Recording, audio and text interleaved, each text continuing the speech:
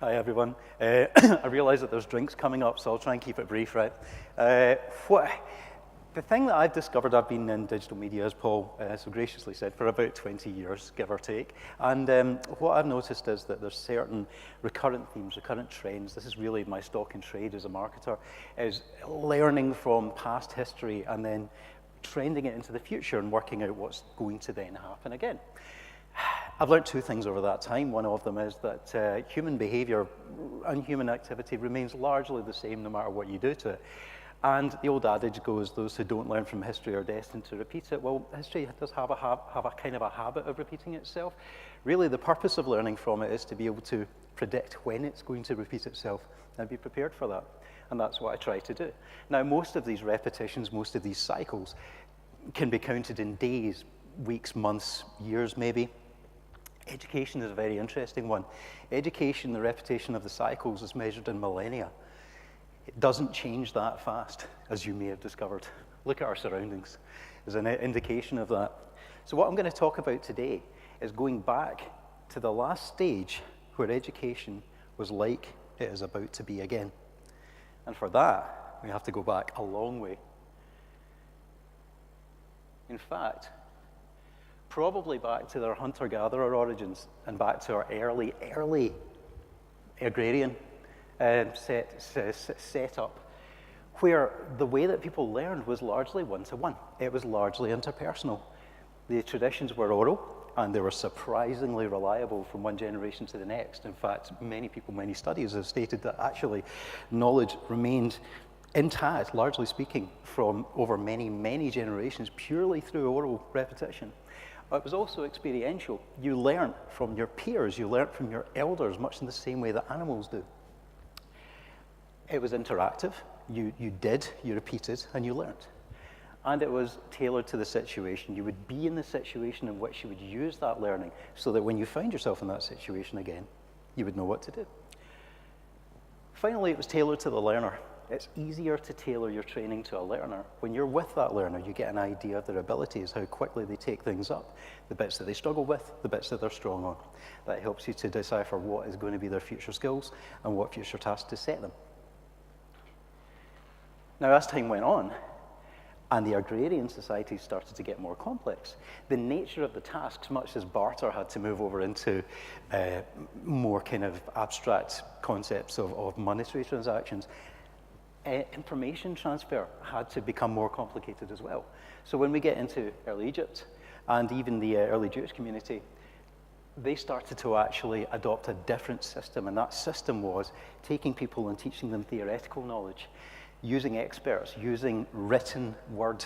Now, this was the main advantage here. This was the main technological innovation, which had affected the way that we learn, was the ability to write things down and then learn from many different people in the one scenario. That didn't require you to be right there and then seeing it. It just required somebody who understood the theory to be able to reconstruct it for you from something written down, allowing every generation to stand on the shoulders of all the previous generations in terms of knowledge, hence the acceleration of our knowledge as our societies have developed.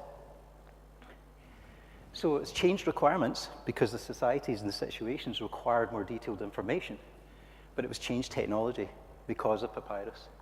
Now, another thing though was human behavior being what it is. It's interesting to learn by example. It's fun to learn by example. This was generally rote learning. This was generally somebody says something to you enough times that you can remember it. And to verify that you've understood it, they make sure that you can say it back. So basically repetition, boring. And when you're teaching it to young people, as was taught in these situations, it's hard to discipline a young person into sitting there and listening. So therefore it was disciplinarian. By necessity, generally if you see pictures of teachers, not in this one here, they were generally carrying a stick in one hand and a book in the other. So next we get to the ancient Greeks, and latterly the ancient Romans, who pulled a lot of their information from the Greeks that they enslaved. Similar situation, it was oral, it was written, there was rote learning, it was very disciplinarian. You can see the stick in the guy's left hand there, and it was, the groups where it did do one-to-one learning, but actually the groups were starting to grow because one person in the situation could actually teach a number of people, and it was more effective and efficient to do so. If you were very wealthy, you could have a single Greek slave teaching your child. If you weren't, there were situations where younger children could get taught en masse, but we're still talking small groups. Moving on from that, the printing press, the next major innovation. This one took us right through the Renaissance and the Reformation, and it allowed lots and lots of information to be written down, replicated, and dispersed. So it meant that all your students could have the books, not just the teacher. It meant that many schools were able to develop, were able to afford to develop, and had the ability to have the same knowledge. What hadn't changed? Stick. The guy still has a stick in his hand because you still got kids being bored because they were having to do a lot of rote learning. Similarly, it was still oral and written. It was still rote learning. It was still heavily disciplinarian. The groups were getting larger and larger and more formal and structured. But it still stuck to Greco-Roman traditions. It still stuck to where this education form had come from. They still taught Greek and Latin. Up until very recently, in fact, some schools still do, not by accident, because that was where the origin of the education structure came from. There was also a strong class divide, which is notable throughout all of these periods, that generally it was the wealthy that were able to move on to this form of learning, whereas the lower classes and women, girls, were stuck with the rote learning and home learning. In a lot of situations, not all.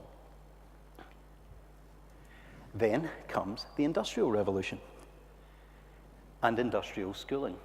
This is around about 1800 onwards. There was the need and the legislation requiring every child up to a certain age to be educated. Now, this necessitated a vast increase in the output of students, of educated students. It necessitated a vast input in the throughput of students as well. Now, they'd got very, very good at things like manufacturing and very, very good at mass outputs at this stage. So it was a natural shoe-in to make the schools along the same lines. Again, what were the commonalities? Still oral and written learning, still very disciplinarian. The groups were getting bigger and bigger by this stage, large schools, many different year groups, bigger classes. Look at their happy smiling faces. They clearly feel satisfied by what they're getting into. And again, it still stuck to Greco-Roman traditions at certain levels. Difference. It was run along factory lines. So we're talking students arrive and arbitrarily are batched by age. You arrive at 5 or 6, you stay in that year group until the end of your schooling. Your days are divided into shifts. Much like a factory whistle, you would listen to a bell and that bell would take you on an interval. Who here went to school and was in the same situation? I think they all were. The product, the children, their education, was graded by quality, and that was the ability to recite the knowledge that they were given. It was still rote learning, and you got to stay longer if you were good at that, and you got chucked out, effectively, if you weren't. And this again created a kind of an inequality. So what kind of students does that bring? What does that create? It creates people who have an extremely good ability to take commands. It takes an ability to be trained. It takes an ability to work within an enforced structure and be okay within that, know your place within that, even know how to progress within that. And it gives you the ability to progress, as it says there, within hierarchies. But is that what we need now? Well, let's have a look at the way things are changing. Even within companies. Now, when I graduated was 1999. I graduated in consumer and management studies. When I told potential employers what I had graduated in, all they cared about was that I had an honours 2-1 at that stage, right? They didn't really care what the subject was. All my degree had told them was that I had the ability to learn. I had the ability to take orders. They were going to retrain me anyway. They didn't really give a crap what I'd learned, not at all. And this remains the same in a lot of subjects. Now, in the very employers that we are taken on by, we've gone from, the structures have changed as they have in marketing, where it used to be a very top-down hierarchical system. Coca-Cola says, drink Coke, we all go out and buy Coke. Now we say to Coca-Cola, we want a sugar-reduced alternative, and they say, yeah, sure. How high do you want me to jump? Because it's become two-way. The same thing has happened in the workplace. This is how we used to receive information. big authoritarian top-down memos that you had to read the whole thing of, where you were basically told what your bosses thought and what you were therefore meant to do, and you would accept it. Your internal and external communications were like that. Not anymore.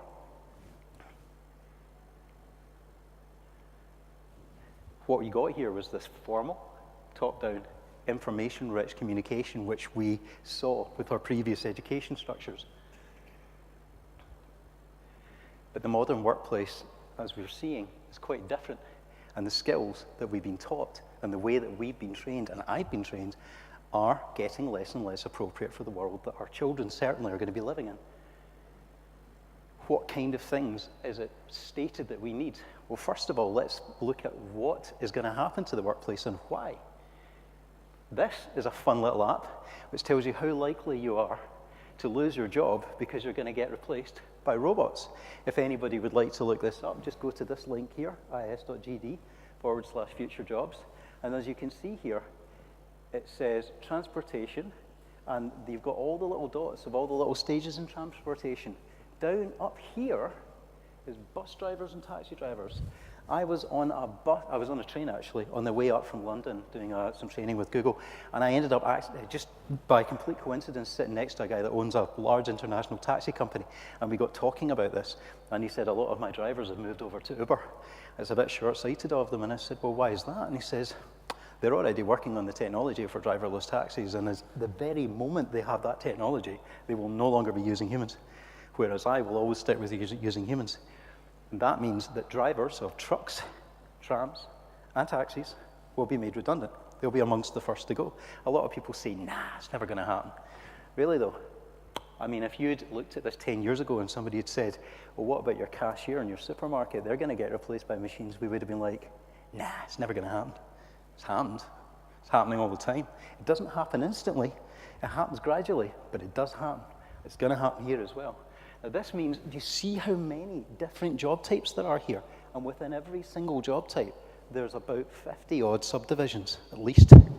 And each of those has got a likelihood along this scale, and along this, the y-axis is about your income level, your likelihood and your income level and your likelihood of getting replaced. So how can you guarantee that you or your children or your children's children are at the least likely to be replaced? What can't machines do? Well, incidentally, other jobs in the past that have already gone, weavers. Again, they said, oh, we'll always need weavers. And then the earlier slide that I showed you with those machines, they were looms. They replaced the weavers. Cashiers, drivers, bookkeepers. They're going soon. But what you need to replace a machine, at least as far as we can tell at the moment, but they're getting better all the time, critical thinking, the ability to analyze a situation and actually ascertain what is required through a degree of gut feeling, a degree of experience, and a degree of that flexibility that makes us quite effective hunter-gatherers. Agility and adaptability, two sides of the same coin. The ability to go beyond your programming and work out what needs to be done in a situation which you've never encountered before, but through extrapolation of a number of other situations, you can largely work out what needs to be done. Curiosity, imagination. These are the hardest things to fake. My brother's been working in artificial intelligence since the mid-90s, and he says that it's very, very difficult to train a computer to be curious. You can force it to be curious, but that's not the same thing. Pushing somebody along with a stick or a gun is very different from that person pulling themselves along with a sense of wonder, and that's what we do. Initiative and entrepreneurialism, the ability to actually take initiative, to push yourself forward, to go, I want to achieve something different, something better. This is, again, something that you can't program. You can program what you want the thing to do, but you can't program it to think, well, what's next? How can I improve on this? Not yet. Give it time. Accessing and analyzing information, okay, machines can do that, but we do it in a different way. We do it in a multi-sensory way. We'll look to each other, our peers, we'll look to our history, we'll look to fiction, we'll look to fact, we'll look to maths, we'll look to quantitative and qualitative data, and we'll do it all at the same time. And we won't even be conscious that we're doing it. It's a very, very advanced set of sensory systems that we've got that are all plugged directly into our brain, and we use them simultaneously. and effective interpersonal communication. And this is going to be very, very important for people going forward, because you're going to get disciplines, cross-disciplines working together. Now, this is something that I think is very weak, not just in the higher education system, but in the further education system. I've been in marketing for about 18 years by the time I went into further education with the TQFE and did a bit of training. I wandered in, I was talking to Paul about it yesterday. I wandered into the marketing department and I said, okay, so I'm going to be teaching the kids about digital marketing, so what's obviously your connections with the videography department, because we're going to need to be doing some filming for it, and your web development department, because we need them to understand where we're linking into the websites, and your photography department so that we can get the images that we need. They just looked at me blankly. We don't have any relationship with them, we don't talk to them. But that's your job. As a marketer, that's your job. The main part of your job is communicating with other disciplines, understanding what their abilities are, what their limitations are, what is reasonable and unreasonable to ask of them, what their capabilities are and how you can use them together, brainstorming, coming up with ideas together, listening to them, making them feel valued so that they value you, so that you can become a team. And they weren't teaching it. And I was hoping that higher education would be teaching it, but they ain't. Everybody gets into their silo and they look very, very closely at the thing that they're doing, to the exclusion almost of all else, and they don't communicate with each other, even interdepartmentally, even intra-departmentally. Now, this is good in a way, because it means that people get extraordinarily good at what they're doing, but it's bad in a way, because there's people in this university that I have met in my very brief involvement with it, that I know could be doing great, amazing things together, and don't even know who each other are, and they literally occupy adjoining buildings. That needs to be fixed. That's something that we can do and need to do. Going back to all this, what does it remind you of? This. It's the same kind of learning. It hasn't changed. We're still humans. We haven't actually evolved physically since then. We still learn in the same way, and we enjoy learning in that way. The difference is, now we have the tools to do it without the barriers of distance. You don't need to be with your mentor physically. You don't need to be in the physical situation where you're trying to work out how to hunt a mammoth, strip a tree, build a motorbike, whatever. You can do it in a virtual space. You can do it across great distances. You can have one mentor teaching many people at the same time, practically, not theoretically, practically, so that people get the theory, but they can actually get hands-on experience. That's what we can do now. That's what excites me about the world that we're in now. So, do the modern workplace skills match the requirements? No. But let's have a look at the education systems and see what they're trying to do. We have. Are the classes getting any smaller? No, they're still really big. Are we still operating, there we go, lecture theatre, still largely the same as it ever was. Tons and tons of people all speaking to or looking at one teacher. A pedagogical system, a sage on the stage, not a guide on the side. Not a good way to learn, not a good way to teach, and not necessary anymore. We were just using the skills, the tools that we had at our disposal up until now. Now we have better tools. Similarly, you've got tablets in primary schools. Yay! But what are they doing with the tablets in the primary schools?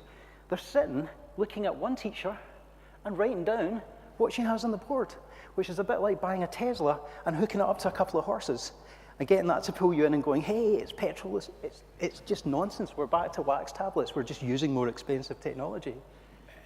And this, timetables. We're still taking people in and giving them the same timetables, imposing on them, you will study this, this, and this, regardless of your abilities, regardless of your interests, right through primary school, right through high school largely, and right into second year in higher education before you get to really start choosing what you want to do. That's ridiculous. You should have that choice right from the start. There's no reason not to. I know it feels weird to think of it that way, but there's no reason not to. We only do it because we always ever did. Similarly, this is where things start to get a bit better. VLEs. Who here's using VLEs? Quite a lot of you. Do you like them? Are they good? Yeah? They are getting better. You don't. They're not perfect yet, but they are getting a lot better. They were pretty rubbish when I did my second degree. So, what can they do?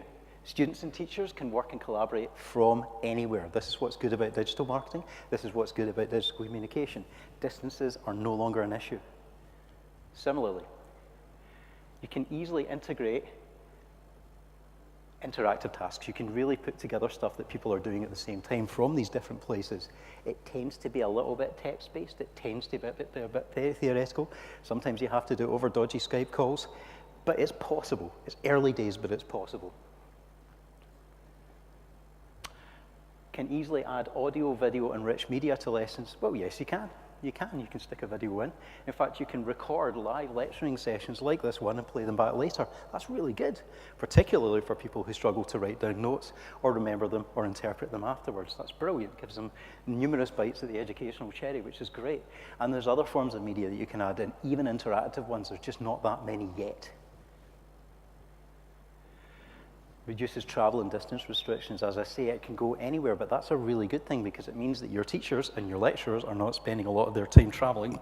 It means your students. I was in Orkney the other day.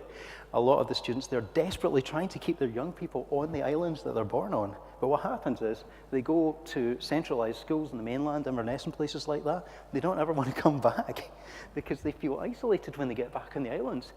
Which is crazy to me because I know that the internet connections are there for them to interact with anybody all around the world. There's no need to feel lonely. There's no specific need for physical proximity, but we still feel that there is because we're not using that technology right. I can reduce social, income, and disability inequalities.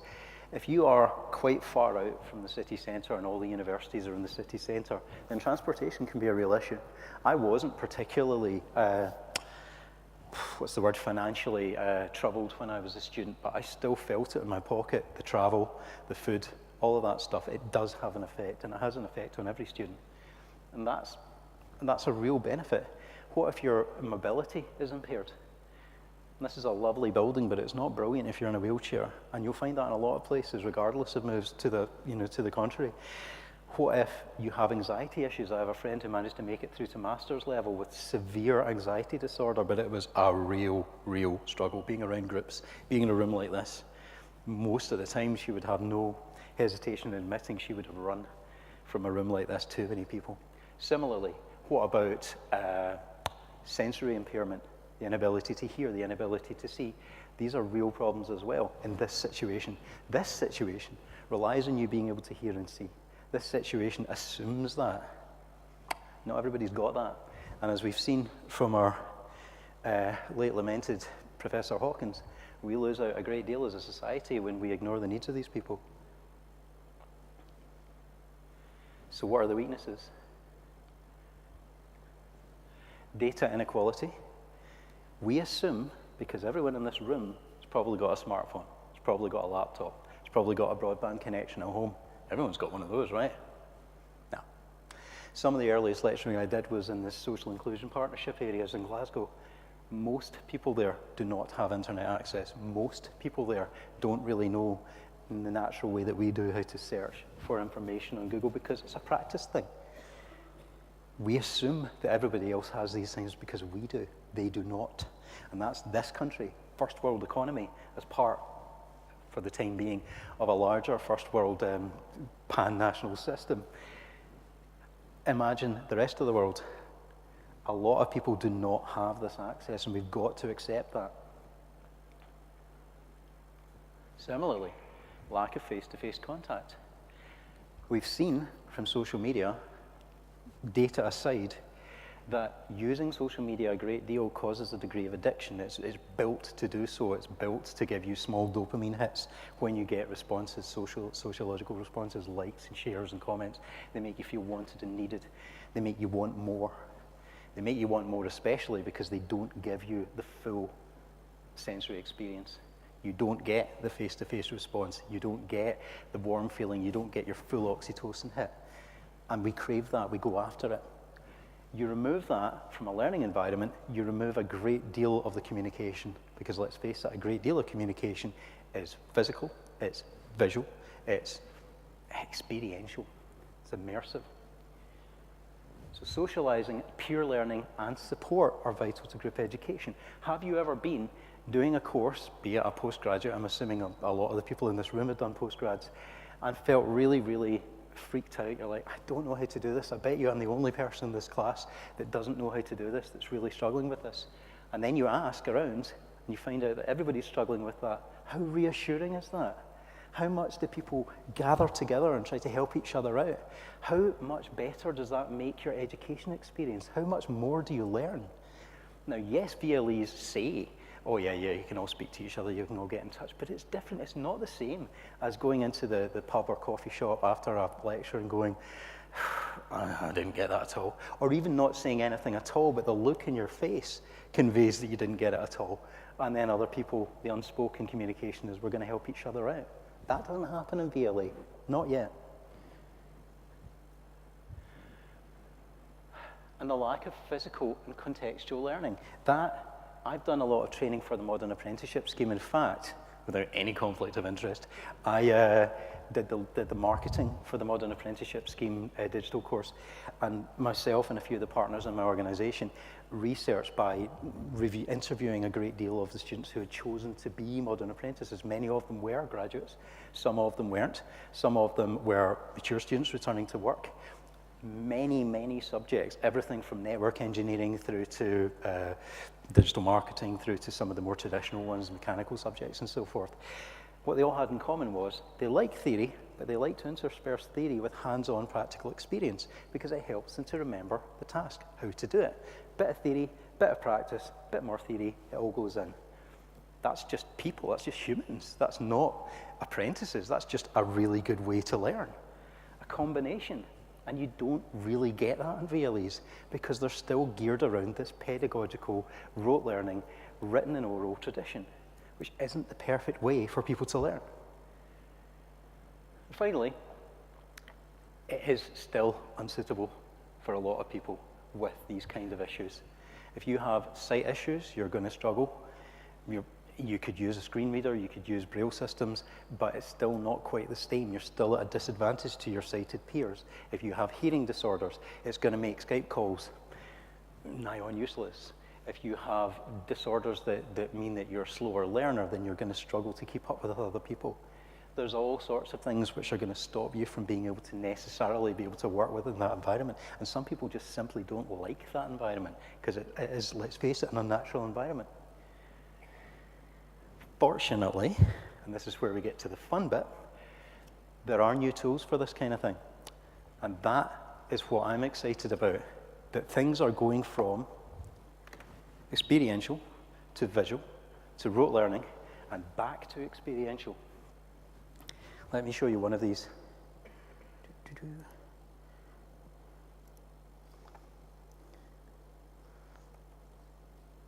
Just a wee second, it takes a wee while to load up. So this is a 3D immersive virtual reality training setup for surgeons. It places them within a surgical environment, and it allows them to not only see surgery, but to take part in surgery. I'll show you just how they do that in a wee minute. But in terms of the realism, as you can see, it's really quite real. And it means that you don't have to be flying cadavers halfway around the world, which is part of our conversation last night as well, because you can do this virtually. So it's cheaper. It means that many people can get to work on the same organ without having to go, okay, it's Donnie's turn to work in the heart because we've only got one heart. So that is a benefit, and anyone can do it from anywhere in the world. Let me just get out this one. Okay. This is it being used in construction. Now, I believe that Glasgow University is involved with something called the Augmented Worker Programme. And the Augmented Worker Programme uses augmented reality headsets to show people where different aspects of an engineering project are supposed to be. This pillar is supposed to be here. This cable is supposed to be here. It does this. It has this many volts going through it. Make sure that you're earthed. I am currently working with Deuce and Babcock and some other universities on a virtual reality system where people can come from all around the world into a single virtual reality environment and build engineering concepts together. This means that people from Singapore, Australia, New Zealand, UK, USA can be working simultaneously for different disciplines. They can demonstrate simultaneously to people who don't have these technical abilities, and they can see by example and context what's going on. It dramatically reduces costs, it dramatically reduces carbon footprint, and it's possible with the technology that we have today. There's nothing new about this. Similarly, there is a crossover from the digital to the physical. It doesn't just go one way. You don't necessarily just want to be taking things from the real world and turning them into digital models, because that removes a degree of realism that we're not yet capable of recreating. This is using ultrasonic haptics to create the sensation of touching objects in real life, so that you're not just looking at something, you're interacting with it. This very university is at the forefront of this. These guys are called ultra haptics, and they're doing stuff which everybody's aware of, but there is a professor, I forget her name, at this university that's got her ultrasonic haptics to the level where you can feel the texture of the object that you're touching, the exact shape of it, the changing shape of it, and even the temperature changes in it, all with sound.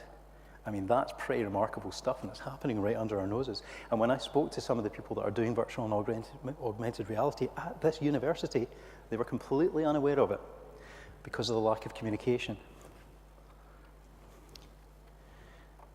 Using this kind of technology means that we can do previously undreamed of things with the physical environment.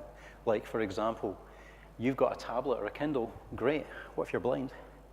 How are you going to interact with a Kindle if you're blind? Well, in this situation, if it ever loads up, Braille, which appears on demand. And this was basically designed as a virtual construct and has become a real construct. And it just uses magnets. There's no real mechanical moving parts in there, so it will last forever. And this was designed and come up with as a means of taking the digital world into the physical world. And finally, here we go. This guy's very excited about what he's doing. Oops, sorry, don't know why I'm there.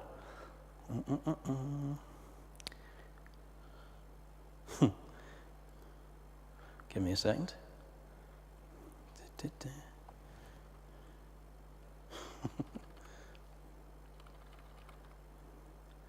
There we go. Okay, try again. Okay.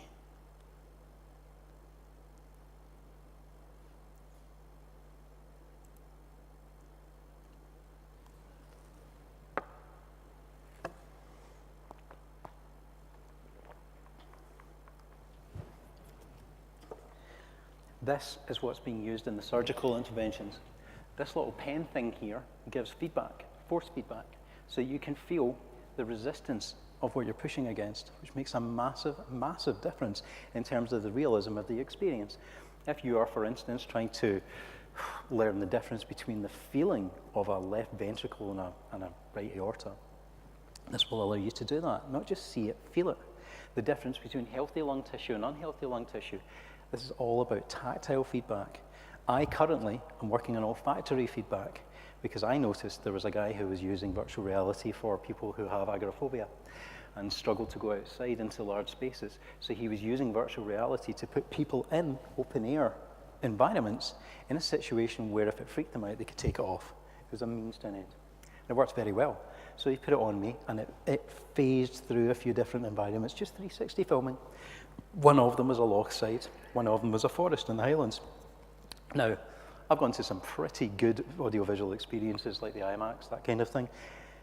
Never have I noticed the absence of smell.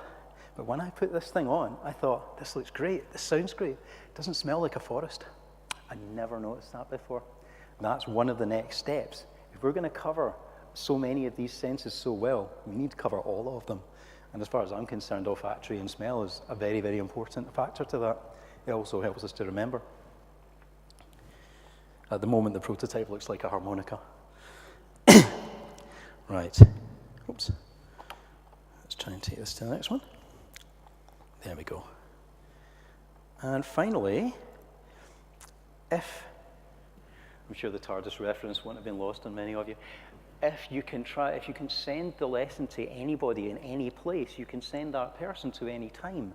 I spoke to somebody at Glasgow University and somebody at the BBC just randomly. I was at a funding event and we were sitting at the table and they were talking about the preservation of our heritage and history, a lot of which is breaking down physically and has to be preserved before it does. Now, Glasgow School of Art, I believe you had a speaker from there just earlier on today, has already been using laser, LiDAR, laser ranging technology and photogrammetry to protect things like the terracotta warriors, the Mount Rushmore, and even the Forth Rail Bridge by creating models of them that could be reconstructed in future, and certainly will give us access to these things should they ever be destroyed, or should simply you not have the financial or physical ability to get there and see it for yourself.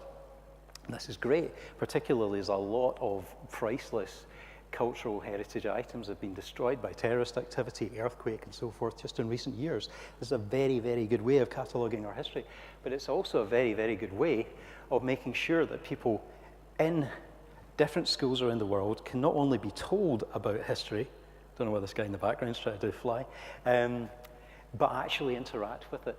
Not just be told there was a Colossus at Rhodes, but see it. Not just be told this pyramid used to be covered in gold leaf, but see it and feel like they're really there. Experience the awe of history. Experience why they're supposed to be excited about this stuff. Because a lot of it seems quite dry, but actually a lot of it is really quite remarkable.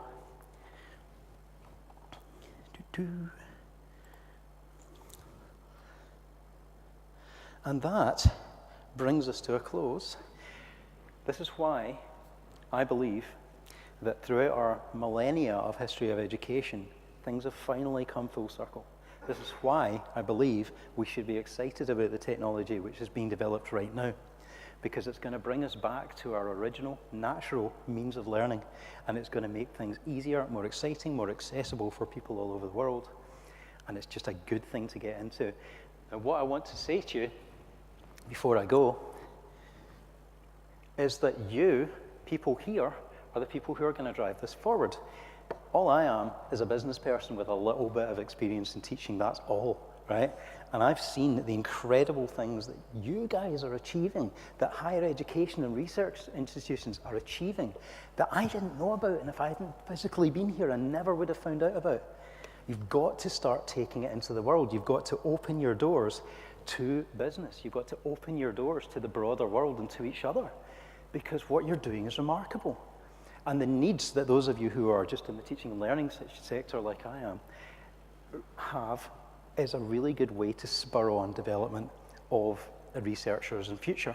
Tell them what you need, they'll create it. In the business world, we are literally crying out for this. You've got businesses which are spending vast amounts of money on research departments who, largely speaking, don't really know what they're doing, when they could be coming here and learning from people who devote themselves to the minutiae of making it work and making it perfect. And they're very, very good for bringing together people from different disciplines and bringing them together in broader, larger projects, which could bring education and information to everyone in the world, which could really leapfrog us forward. And I'm not using hyperbole here, but as a society, as a species, leapfrog us forward into the future. So if you take nothing else from this, it's talk to each other and make things happen. Thank you.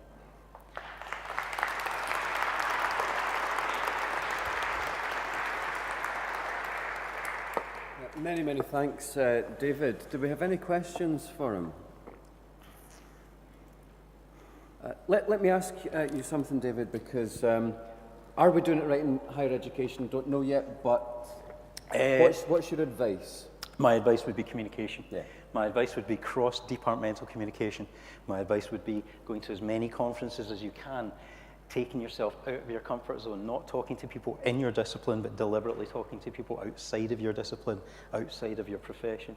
That's where you'll learn new things, that's where you'll be inspired, and that's where they will learn the amazing things that you're doing. So how would we incorporate digital technologies into education and engage the future generations that we're training? It really depends on the education. Looking for as many hints and tips as possible. Well, you're actually quite far ahead in this, I would say. But if it's, for instance, in surgery, engaging people in the sense where they get to take part. You wouldn't necessarily let a kid in high school say, there's somebody, they're unconscious, here's a scalpel, have a go. But you can do this in the virtual world. You can show people things in a situation which is no risk to others and no risk to themselves, and really immerse them in it. We're doing it a lot with the gas and oil industry, where we're able to show people this is how you replace a gas ventilation duct. In a situation where they're not going to blow up said oil rig or fall into the sea, it means that they can really be a part of it. So it's been used in the Air Force for a long, long time, where people get to get very good at their discipline without ever having to put themselves in an expensive or risky situation. Just, you can do that.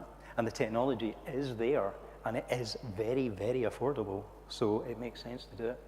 Thank you. Any other questions for David? One right at the very back there, Joe.